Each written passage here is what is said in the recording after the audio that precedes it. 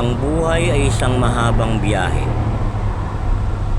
May mga panahong kailangan mong magsimula ulit at umusad. May mga panahong kailangan mong tumigil at mag-isip para makapaghanda sa susunod na pupuntahan mo. May mga panahong may sasabay sa iyo pero hindi magtatagal, bababa rin sila at maiiwan kang mag-isa. Minsan din, may mga pagkakataon mauubusan ka ng gas sa gitna ng daan.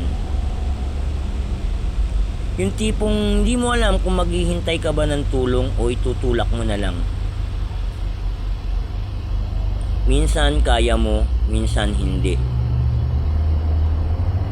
O kaya naman masisiraan ka ng makina dahil hindi ka naganda. Pero sabi nga nila, lahat ng problema may solusyon. Marahil kulang lang tayo sa sipag at tiyaga kaya hindi tayo nakakausad. Nakakasawa nga naman yung matigil sa isang pwesto sa loob ng mahabang panahon. Sabihin na nating hindi mo yun gusto. Pero ang problema kasi sa karamihan sa atin, ang bilis-bilis nating sumuko. Ni hindi man lang ba natin iisipin kung gaano nakalayo ang ating narating? Sayang naman, di ba? Lagi nating tandaan na ang mga problemang nararanasan natin sa gitna ng daan ay hindi permanente. Kaya naman wala tayong ibang pwedeng gawin kundi maghanap ng solusyon sa mga problemang ito.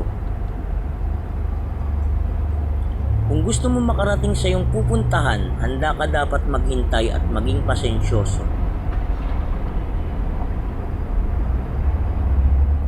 Hindi mo pagmamay-ari ang oras at may mga sitwasyong hindi mo kontrolado. Tulad ng traffic, ng bagyo o aksidente.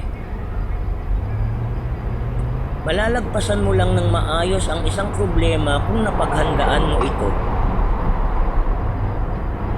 Kaya naman dapat nating dalhin lagi ang mga bagay na kailangan natin para sa biyahe natin.